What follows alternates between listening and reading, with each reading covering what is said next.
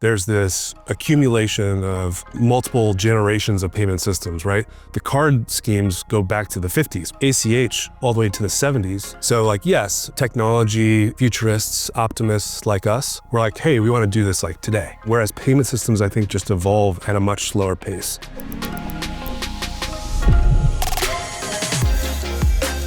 Hey everyone, I'm Kostecki. I'm a co-founder, head of product at Clair. Today we've got Gil Akos, who's the CEO of Astra. Astra is basically the preeminent provider at this point of instant payments through an API. I want to just start with kind of hearing how you ended up kicking off Astra and what led you on this journey. Like there's been a lot of companies in this space and just kind of want to hear in your words, your take on it. Yeah, so this goes like 15 years back. In my former life, I was looking for some tools to be able to move money between our business's bank accounts. Like Plaid was a thing, you could link a bank account, but you couldn't really do much else. And so I wanted to be able to say, hey, from here in my tool, from Chase, go move some funds over to Wells, ideally with some rules, and ideally move those funds as fast as possible. Or vice versa, I want to go from Wells over to B of A. And I couldn't really find anything, so I started building some tools. I met my co-founders and we were like, really what we need to be able to do is have this programmatic money movement capability so that a software developer from any interface can affect the flow of funds. So like fast forward, really Astra is an API for instant payments. And we have that kind of universal aspect. We want to be able to move funds from any point A to any point B across any of the fiat rails here in the US. And one of the things that we've talked a lot about with you guys is you've kind of built it completely different from the ground up compared to a lot of providers. Could you touch a little bit on that? Like it's technical, but it's really interesting. Yeah, sure. So I think we have the benefit of not having grown up at like PayPal, right? We came from the outside just with the basic premise, and they kind of built the technology around how we thought it should work. So for us, what that meant is, one, you should develop technology and go every layer down until you get to the payment rails, develop that technology, deliver value, optimize it, and then come all the way back up. So just fundamentally, our platform architecture is vertically integrated, which is very different than the like legacy model. Historically, it would be much more like a gateway. So you're like, hey, I want to do this payment. Tell it to do the payment. Yes or no, did it work? That can work for some use cases, but if you're trying to really say, I want to build a universal router for how to move money between 2 points, that really doesn't work. So we just kind of built it that way because it made sense, right? Like there should be a concept of a user or a counterparty, and then another concept that's related to a session, and then another concept that's around an account or a card, and then another thing that's a payment. And those things should talk to each other so that you have context at each step to deliver additional optimizations or performance improvements that are software driven as opposed to just like payments execution. Right. So those kind of concepts are part of how we think about, choosing the best provider to move money. We're using Astra to get people access to their paycheck early, really specific use case that, hasn't existed for that long. What are some other cool use cases that you've come across which seem really new to you in the payment space compared to stuff that existed maybe 5-10 years ago? We don't categorize things necessarily, like from a technology perspective, we don't categorize things based on this is a solution for payroll necessarily, right? We're trying to go down to fundamental like atomic units. And then how do those atomic units come together from the payments perspective to then enable some type of use case like getting access to your wages faster? So when we put all those things together, we can roll out that instant payments experience for an amazing partner like Clair. If we put it together in a slightly different way, we can enable an instant payments experience for a completely different industry category. So like vertical SaaS, restaurant point of sale, getting access to your tips faster. Or if we're talking about online brokerages, I want to make a trade right now. How do I get the funds into that account and enable that type of what we call a 12 out of 10 product experience? Yes, it's modern, 10 out of 10. Yes, it enables you to very quickly sign up and link a bank account or card. But most importantly, the affected money movement happens as fast as possible so you can do the next thing. One of the things that's interesting to me is like still today and through you guys, we're essentially using card networks to move money around. That is like the main way to move money around instantly in the US.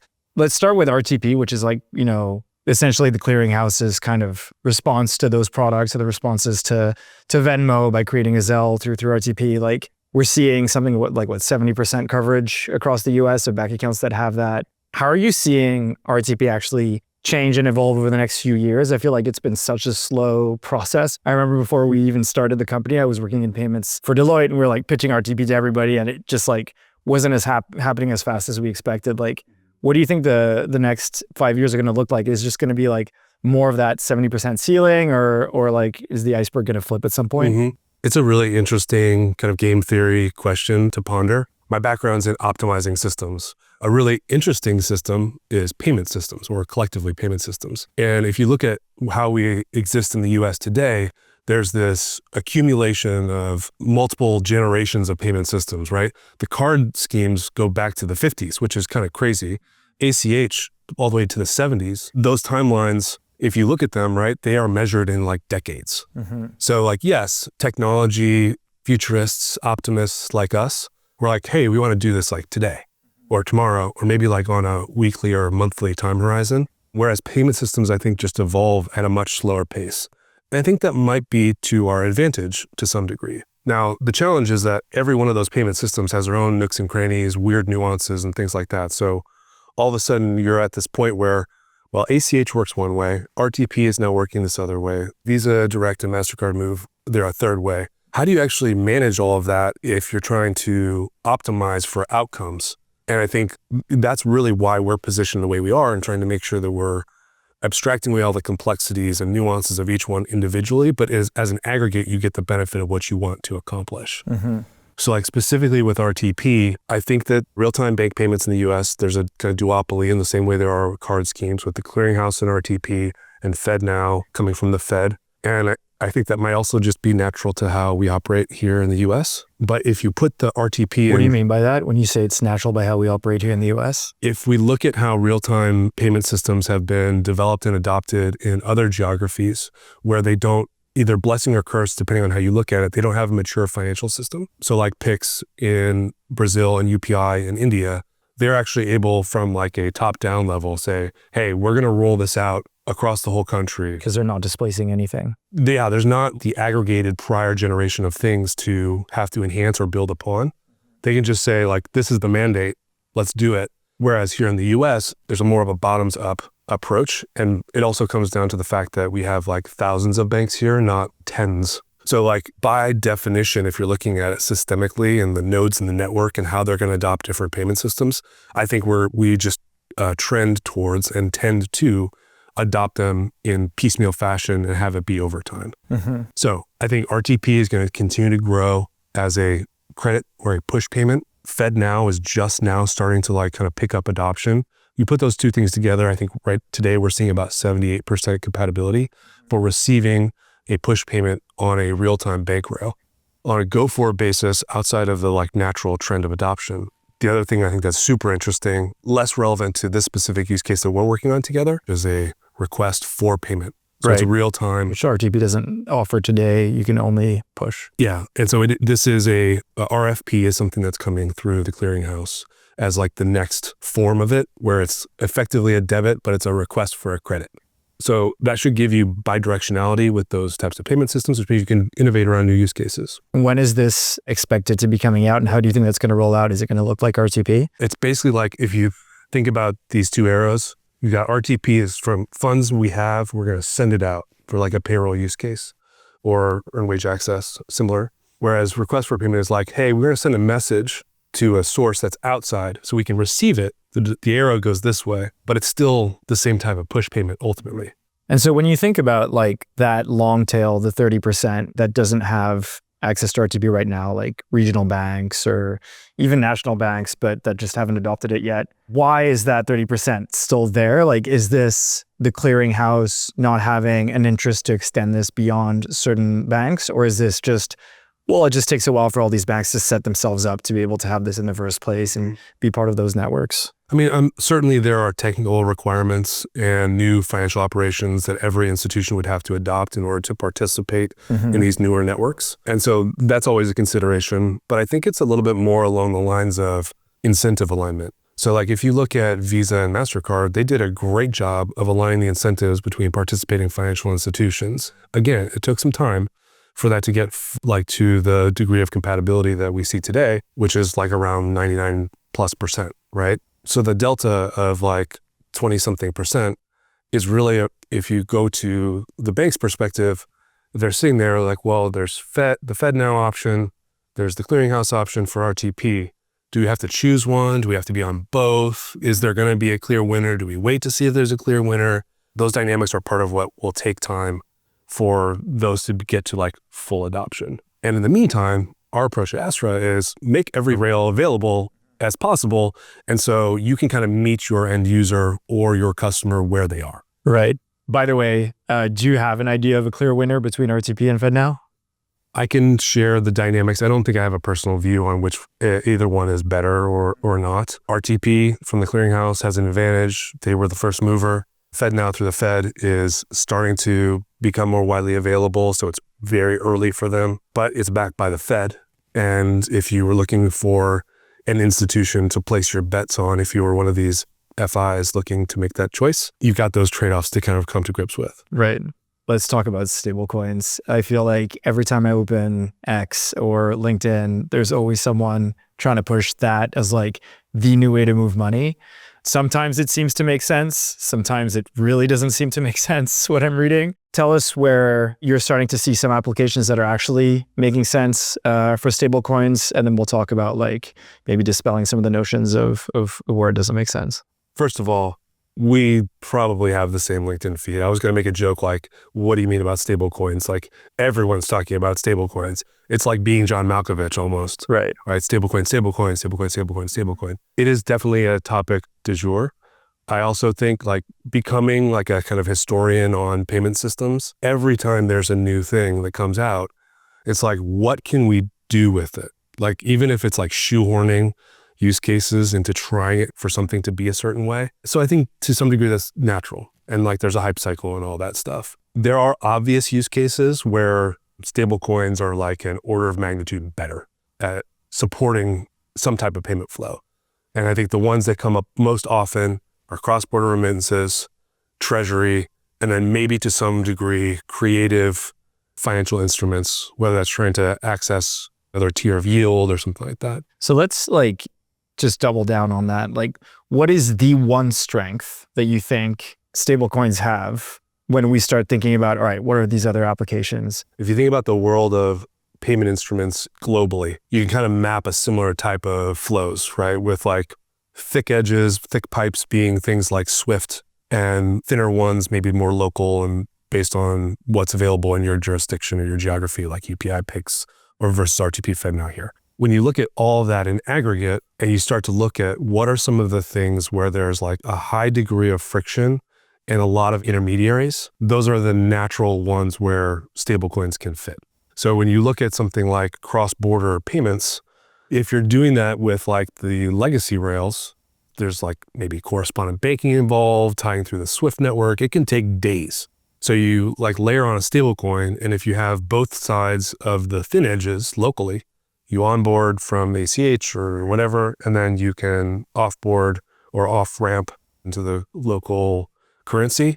Now you've like vastly accelerated that end-to-end payment flow. Without need for an extra treasury or something. Right. And like you get the funds right then and there. And how do you think about like processing costs through that? Obviously there's like Solana on one end and then like, I don't know, a Bitcoin on the other, but like in general, do you feel like with the right use cases, we're beating most money movement there? I think any evaluation of value on a payment rail or end-to-end payment use case necessarily has to incorporate speed, cost, and risk. And so, yeah, it might be more expensive in some regards to do a stablecoin payment because of the conversions on either end, but you're getting it there like in moments as opposed to days.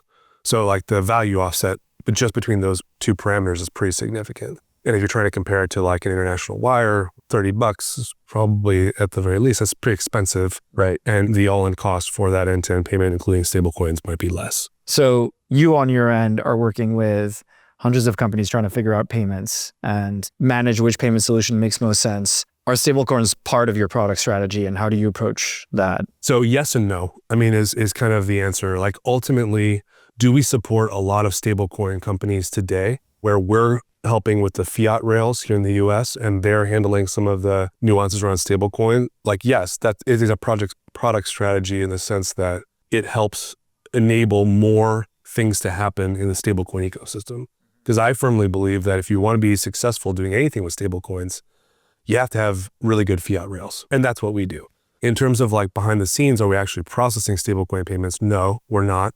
I mean, we'll look into it. If it means that we can go like one extra step and do part of the end-to-end payment flow, and that helps our customers create more value and do more things with their product, we'll consider it. On what time horizon, I don't know yet. I really jive with your perspective that like stablecoins are great if you've got people on either side of it that have adopted whatever wallet we're talking about here. And I see, you know, some people trying to talk about, hey, why are we getting paid every 2 weeks? Stablecoins could fix this.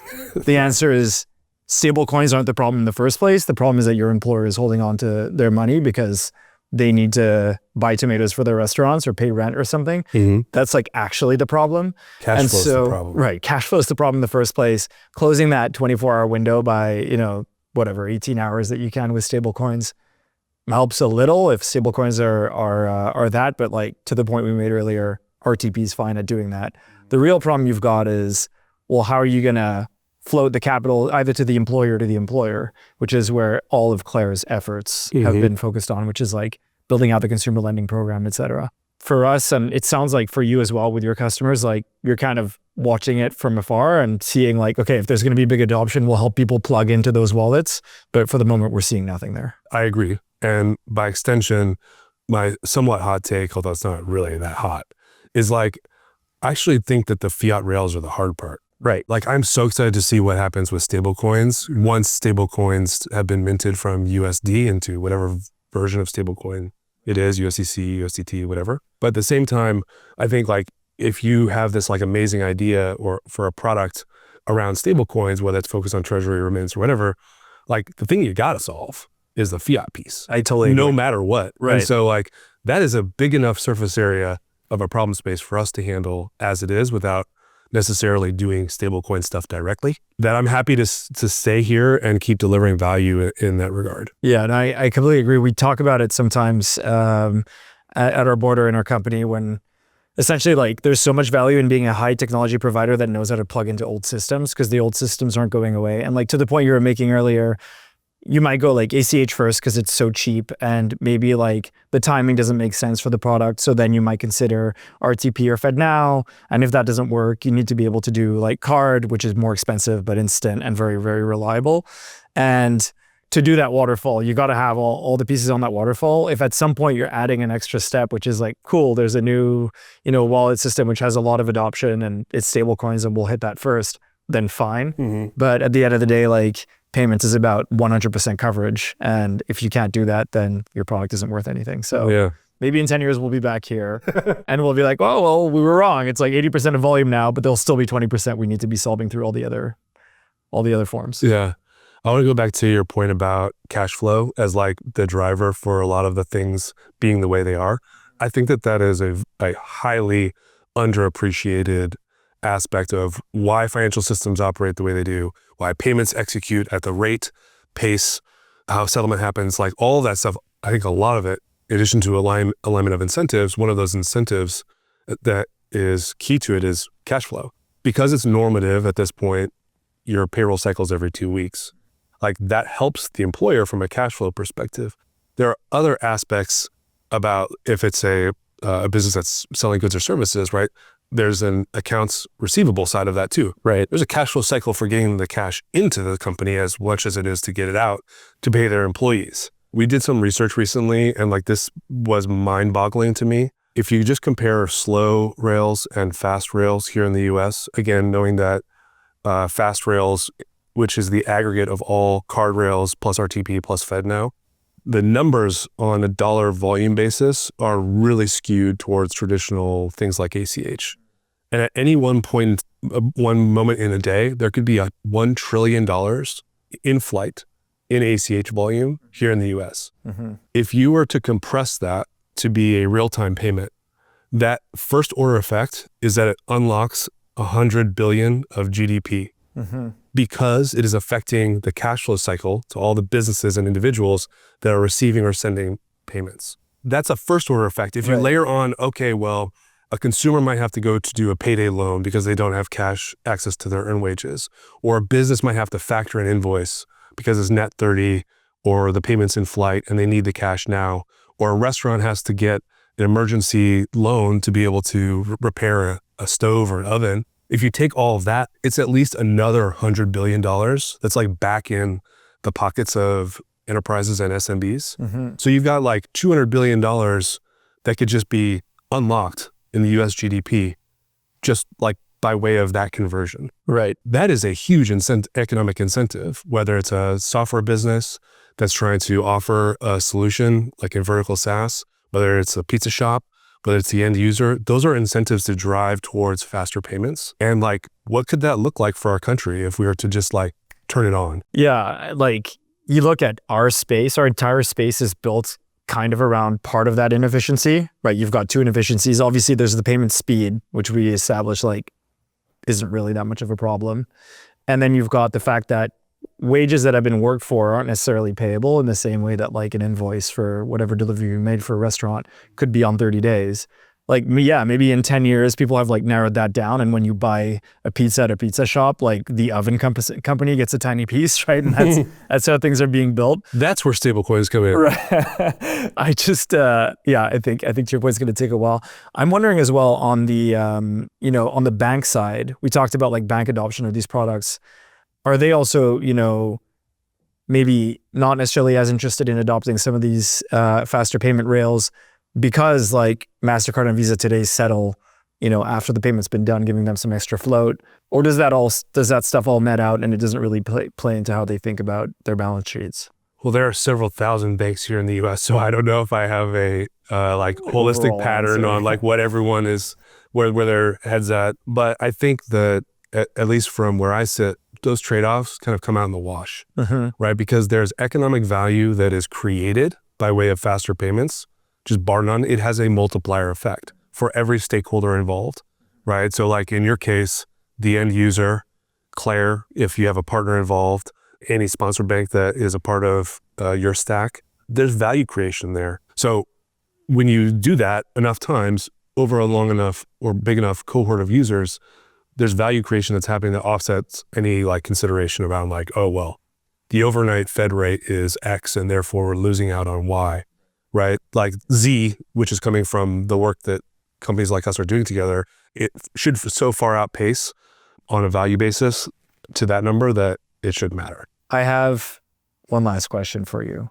I think what's cool in your perspective compared to mine is you're dealing with a bunch of different fintechs at the same time, large and small. There's been like so many movements that I have found interesting in the last 5-6 years, like initially huge focus on digital banking, funding dried up for that, a lot of people moving over to lending. What are you seeing right now and where your customers are investing? Like what are the latest trends in your customers specifically for fintech products? I think there are a couple of different trends. Like, yes, there's so much talk about stablecoins and everyone's interested in it. Yes, there's so much talk about AI and everyone's interested in it in different ways. I think that financial services and payments is really interesting because in comparison to like pure SaaS on the other side, there's actually quite a bit of demand for like controllable business logic if we're talking about like AI versus like something that is fully agentic. And I think there's so much work still to do there to make systems optimal independent of that. But I think that core things that are much more interesting are around, if you look at all software companies in the US, like 3% of them have adopted instant payments. And like right now we're at this Rubicon where 50% of Americans have experienced an instant payment in one form or another. And so all of a sudden we're going to now go into the majority, like just think about a year from now in 2026, a majority of consumers in the US will have experienced it.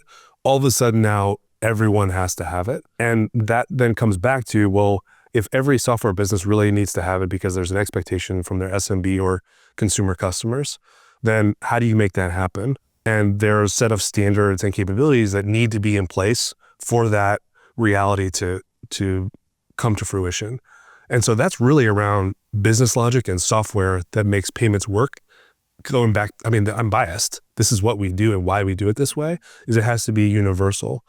So like, if you then take a matrix of every industry category that we work with, online brokerages, vertical SaaS, restaurant point of sale, payroll, name it, right? You've got that on the X column, and Y column is like scale of company, early stage to enterprise. And then the degree to which each cell in that matrix is like white, none, and green, very active with instant payments. It's really diverse. And so like vertical SaaS, I think, is just now starting to realize that this is something really important to them. And then you've got things like online brokerages where like it's in the maturation phase. So like we have a lot of companies where you want to trade, you want to buy, whether it's an equity, some crypto, prediction markets, futures, like all those things now, there's more of those types of instruments for investing. And so the need to get money in is just that much greater. So I feel like the sprinkling of like the hot trends is there and everyone's considering in some way, but the real meat and potatoes is that there's this like flippening happening when it comes to faster payments, where it's going to be like a wholesale adoption in certain categories in 2026, and those who haven't will be right there on their heels. Yeah, I think it's a good kind of reminder. There's a lot of nice shiny stuff out there, but like at the end of the day, it just comes back to really basic. Can you move money faster than over a day? And all of the money should be moving at that speed. Also, like I've been pretty close to some folks doing testing of agentic flows in some of the major AI companies. And they're testing things like, for example, all right, let's say I want to go grab dinner with you. I'll tell my agent to talk to your agent about it. The agents convince each other which restaurant they'll go to, and maybe like look at past credit card bills and determine that I probably paid the last bill, and then will like single-handedly Venmo me money because like this time you're going to owe me the money for the dinner. These are like outcomes of real tests that are happening right now. And so like, you know, PMs are like, oh my God, we need to roll this back. Like why are Venmos going back and forth between people? Which is like a really funny example. But in my mind, it speaks a lot to like the authentication side of things is going to have to be so important, because if you therefore do authentication, then sure, your agents are doing things, but then you need to be confirming every single payment that comes through. And so I feel like there's still a lot that needs to be figured out just in terms of like how agentic systems are going to fit into like the user experience side of agentic system, and how they're going to fit into like authentication and like, you know, different financial service layers. And so in the meantime, we've got a lot of work to do on just getting people over to real-time payments in the first place. My question is, if we're going to dinner and the agents are making the reservation, is it reservation for 2 or reservation for 4? Do they get to come with us? It's gonna be 2. Hopefully it's 2. I don't want to have dinner with two DeFi agents. I mean, I think again, like super excited for where AI is going. I think there's so much happening there, and it's happening so fast. Like people talk about it like Web 2 and iPhone and AI as like these like big waves. I don't know that I've seen anything in my several decades of life that has been this like active and sustained and dynamic over such a short period of time. So again, as a technologist, I'm like super excited about it. I think that again, like when something new comes out, it's like, well, what can we do with it? And you start to like lose some of the fundamentals around like, okay, well, in financial services and specifically payments, like there are kind of these domains. Like there's a messaging part of it, there's an execution part of it, and a settlement part of it, right? And if you like think about what domains should the agent have access to, you might actually come to some conclusions wherein these kinds of funky things with Venmo payments happening, because that's the execution layer, wouldn't actually happen. You start to like scalpel it up and like a more targeted approach. That's where I think some of the real innovation is going to happen. And, you know, we're kind of experimenting with some of that stuff in the background amidst helping fast growing companies like you all do the things that they need to do, which is a little more blocking and tackling. But it is kind of wild, like what the Frankenstein's monsters outcomes might be when you just kind of like throw an agent at something. Yeah, I agree. Gil, I think that's it for today, but thanks so much for joining us. And yeah, keen to have you back in New York. Thank you for having me.